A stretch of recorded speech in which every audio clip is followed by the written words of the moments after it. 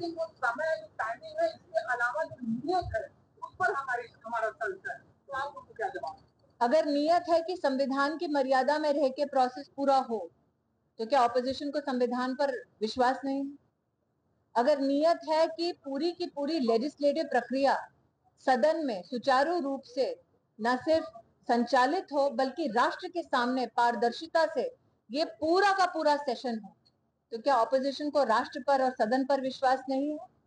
अगर सरकार ये कहती है कि हम डिलिमिटेशन के माध्यम से कॉन्स्टिट्यूएंसी रीड्रॉ करते हैं, जो विपक्षी नेताओं का ही कहीं ना कहीं एक उनकी मांग थी 2010 में, आपको याद होगा कि वर्तमान परिस्थिति को और विस्तार से आप बढ़ाएं और फिर उसमें आरक्षण लागू करें, तो क्या वो अपने उस बयान से पलट रहे हैं?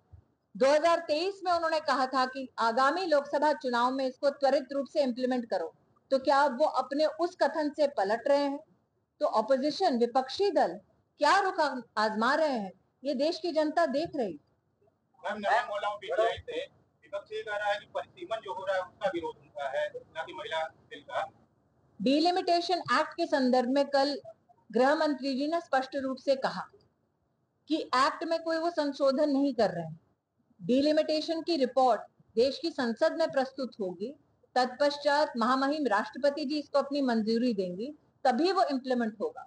तो क्या ऑपोजिशन का ये मानना है कि डिलिमिटेशन का जो कानून कांग्रेस के राज में बना, उस कानून में कोई गलती है? क्या ऑपोजिशन का ये मानना है कि डिलिमिटेशन की रिपोर्ट सदन में प्रस्तुत की जाएगी तो ऑपोजिशन को सदन की कार्रवाई और सदन में ऑपोजिशन की क्षमता पर संदेह है? क्या ऑपोजिशन को देश के महामहिम राष्ट्रपति जी पर विश्वास नहीं है?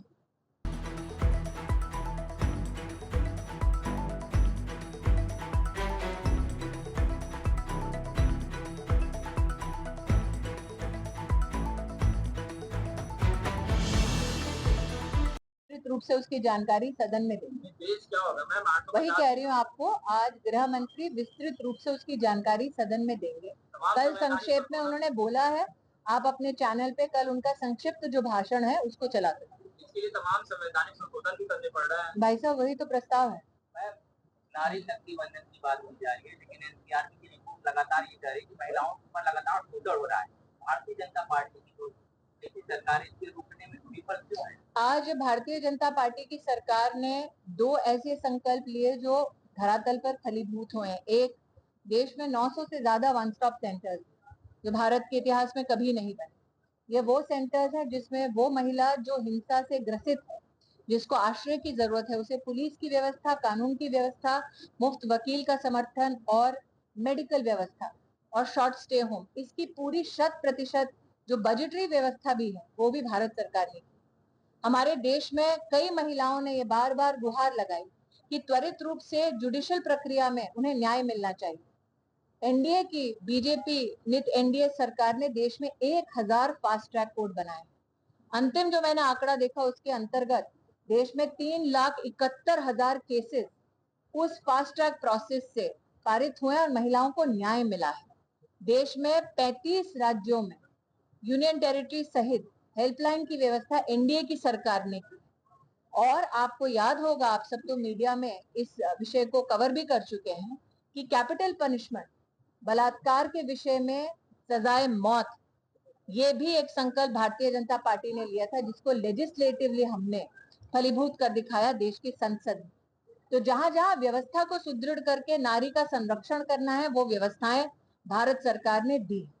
नोएडा में जिस तरीके से महिलाओं के ऊपर जो है लाठीचार्ज वगैरह किया गया, तमाम चीजों के सामने आए, उसको लेकर के वो लोग कह रहे हैं आप नारी का सम्मान नहीं करते। समाजवादी पार्टी के नेता से संस्कार, समझ और संयम की मेरी अपेक्षा नहीं। विषय और मुद्दा उनके सामने जो सदन में है वो ये स्पष्ट रूप से, क्या वो महिला आरक्षण को समर्थन देते हैं या नहीं। विषय और मुद्दा जो उनके समकक्ष सदन में है वो स्पष्ट है।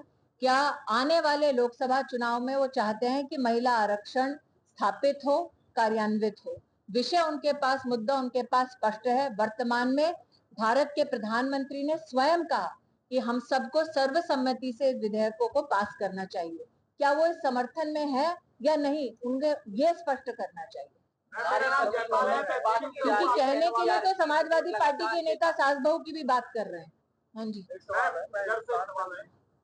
जैसा कि बीजेपी ने 11 साल लगा दिए नारी बंधन अधिनियम